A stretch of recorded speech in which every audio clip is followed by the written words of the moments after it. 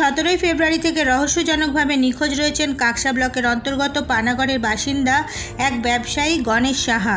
গত শনিবার গণেশবাবুর বৃদ্ধা মায়ের কাকসা থানায় লিখিত নিখোঁজ অভিযোগ দায়ের করার পরেই তদন্ত শুরু করেছে পুলিশ।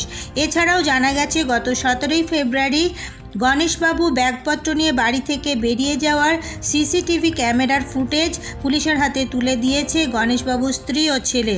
এছাড়াও একটি সূত্র থেকে জানা যায় নিখোঁজ গণেশবাবুর একটি ম্যারেজ হল ও একটি আটা চাকি রয়েছে। এই নিখোঁজ ব্যবসায়ী কাকসার প্রাক্তন CPIM এর বিধায়ক স্বর্গীয় লক্ষ্মীনারায়ণ সাহার ভাই আর পুত্রবধূ কাকসা গ্রাম পঞ্চায়েতের তৃণমূল প্রধান। গত শনিবার গণেশবাবুর বৃদ্ধা মা নিভারানী সাহা কাকসা থানায় নিখোঁজ ডায়েরি করেছেন। গণেশবাবুর বাড়ির খুব কাছেই থাকেন তার বোনেরা, তবে বোনেদের আশঙ্কা কোনো রকম অঘটন ঘটে যায়নি তো। অভিযোগ এতগুলো দিন চলে যাওয়ার পরেও গণেশবাবুর নিখোঁজ হওয়া নিয়ে স্ত্রী ও পরিবারের পক্ষ থেকে কোনো নিখোঁজ ডায়েরি করা হলো না, যাকে কেন্দ্র করে এখন তৈরি হয়েছে বেশ কিছুটা ধোঁয়াশা, উঠেছে বেশ কিছু প্রশ্ন।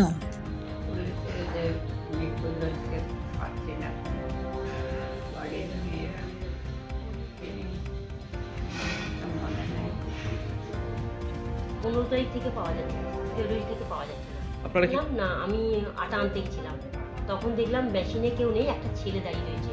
তখন আমি বললাম দাদা নেই, বললো না দাদা বাইরে গেছে, গণেশদা বাইরে গেছে, আমি আছি মেশিনে।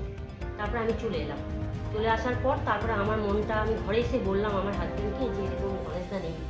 তখন আমার হাজব্যান্ড বললো যে ঠিক আছে কোথাও গেছে বাইরে, তাহলে এমনি কোথাও বিয়ে বাড়ির ব্যাপারে কোথাও গেছে। তারপরে আমি অনেক দিন হয়ে গেল, আমি বারবার ওইদিকে ডিউটি যাচ্ছি আর আসছি আর খবর নিচ্ছি, কিন্তু কোনো খবর পাচ্ছি না। তারপরে যখন 14 দিন হয়ে গেল, 13 দিন হয়ে গেল, 7 দিন পরই আমি দিদিদেরকে জানিয়েছি, দিদিদেরকে আত্মীয়দেরকে সবাইকে জানিয়েছি। জানার পর তারপরে যখন আমি যে কাশ্মীর গেছে, ওর ছেলে বললো কাশ্মীর গেছে, ঠিক আছে কাশ্মীর গেছে, 14 দিন পর আসবে, কাশ্মীরের ট্যুর তো 14 দিন, সেই জন্য 14 দিন পর আমি আবার করলাম, খবর নিলাম, কী রে তোর বাবার সম্বন্ধে কোনো কিছু করলি? বলছে না না না, ওই ফালতু লোকটার খবর নিয়ে কি হবে, কি এই কথা বললো ওর বড় ছেলে। তারপরে ওর চরিত্র বাজে, এরকম কথা বললো।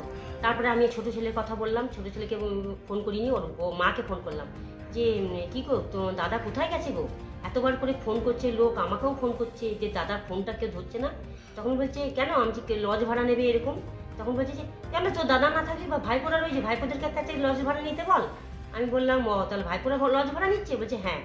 আমি বললাম তার দাদা কোথায় গেছে? তো দাদা তো বাইরে গেছে। থানায় গেলাম, বোনরা মিলে গেলাম, দেখলাম যে এতদিন নিখোঁজ, যে দাদা আমাকে খুব ভালোবাসতো, আমি ওইদিকে গেলেই দাদা বলতো যে কোথায় যাচ্ছিস, কোনো করে দিয়েছে, ওরা রুম করে দিয়েছে বা শেষ করে দিয়েছে।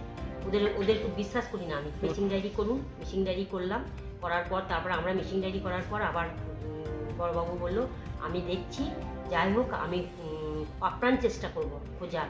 মনে হচ্ছে না যে আর দাদা আছে, আমাদের মনে হচ্ছে না যে, কারণ দাদার যেই মানুষটা একদিন বাইরে থাকে না, কোনো বিয়ে বাড়ি গেলে রাত্রেই আমার সঙ্গে ফিরে চলে আসে, আমিও যাই তাদের সাথে, সে বলে চল চল চল ঘর চল ঘর চল। দাদা একদিন থাকে না, 27 দিন, বুঝতেই পারছেন 27 দিন হয়ে গেল। 15 তারিখ থেকে শুনছি, আমি তো থাকি কলকাতায়, আমাকে এই বোন জানালো, জানিস মনে হচ্ছে দাদাকে মেরে ফেলেছে। তুমি কী করে বুঝলি? বলছি হ্যাঁ মনে হচ্ছে দাদাকে মেরে ওরা গুম করে দিয়েছে। আমি সে কী বলছিস? শুনে তো সেই রাত্রে ঘুমাতে পারলাম না। তারপরে সঙ্গে সঙ্গে আমি সকালবেলায় ওর বড় ছেলে এসেছিল আসাম থেকে, তারপরে গণেশদার ফোনে ফোন করেছি, গণেশদার ফোনে ফোন করে 2বার করে রিং হয়েছে, কেউ ধরেনি। আমি তখন শুনেছি যে বড় ছেলে বাড়িতে আছে, বড় ছেলের সঙ্গে আমাদের খুব ভাব, ছোটো ছেলের সঙ্গে ভাব নেই। বড় ছেলেকে ফোন করলাম, বড় ছেলে ফোন ধরে হ্যাঁ বলো কি? বলছি কী বলো কিছু, আমি তোর বাবা কোথায়? তখন বলছে বাবা কাশ্মীর গেছে। কার সঙ্গে গেছে? বলছে বোলপুরের পার্টির সঙ্গে গেছে। আমি বোলপুরের পার্টির সঙ্গে তো আমাদের 15 মাস বেরোবার কথা, ওই যে পার্টির কথা বলছিস না, তুই তো পুরো মিথ্যা কথা বলছিস।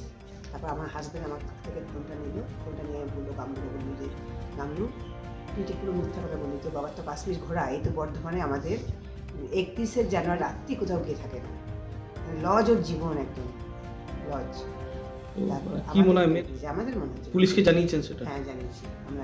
কি সম্পত্তিগত কিছু সম্পত্তিগত তো হবেই, ওরা এখন তো উল্টোপাল্টা বলছে মেয়ে ঘটিত এই ঘটিত।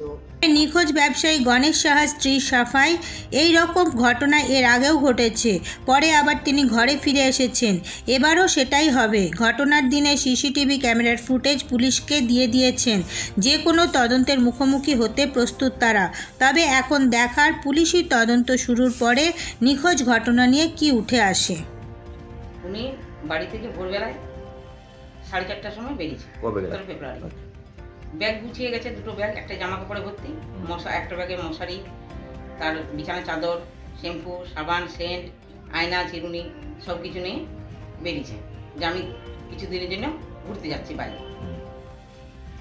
এরপরে যদি কেউ বলে থাকে অন্য কিছু ফালতু কথা, সেগুলো সব মিথ্যে, কারণ আমার সিসিটিভি ক্যামেরায় ফুটে গেছে। ওর থেকে কোনো যোগাযোগ নাই, উনি ফেলে গেছেন মোবাইল, সে মেশিনে ঢাকা দিয়ে থাকতো, মনের অশান্তি ফেলে গেছে। বলেছি পুলিশ সব জানে, সিসিটিভি ফুটেজ সব কিছু দেখেছে। মিসিং ডায়েরি করিনি, যে আমার লজ্জা যে উনি এসে বলবেন যে আমি কিছুদিনের জন্য বেড়াতে গেছি, তা বলে আমার নামে একবার পুলিশের কাছে খবর দিতে চলে গেল। এই ঘটনা তো আগেও অনেকবার ঘটেছে। তারা বাপ বেটা তো বেরিয়ে গেছিল বিহারের মধ্যকান নিতে, আবার মাঝে মধ্যে এই যে বিষ্ণুপুর ঘুরে এলো কদিন পরে, তাহলে সেটাও তো আমাকে বলে যায়নি।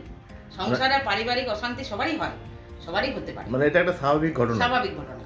স্বার্থ আছে, এই যে কত কেস চলছে ওর নামে, এই যে আমার দেওর, ছোট দেওর অজয় সাহা, ও তো মেরে মাথা ফাটিয়ে দিয়েছিল, ও সেই সব অ্যাটেম্পট টু মার্ডার কেস দেওয়া আছে, ওগুলো ঢাকাবার জন্য এইসব করে বেড়াচ্ছে, সব কথা হয়েছে। আর পুলিশ বলছে কোনো চিন্তা নেই, উনি বেড়াতে গেছেন, রাম মন্দির গেছেন, আপনি আসবে, যে বেড়াতে গেছে সে তো ভালো করে ব্যাগ গুছিয়ে গেছে, সে লোকের আর বলার কিছু নাই তো। আর আপনার বাড়ির লোক এগুলো মানে ফেরেস আসলো, আপনাকে হ্যারাসমেন্ট করছে, আমরা খোঁজ নেব। এরপর নজর রাখুন আমাদের পরবর্তী খবরে।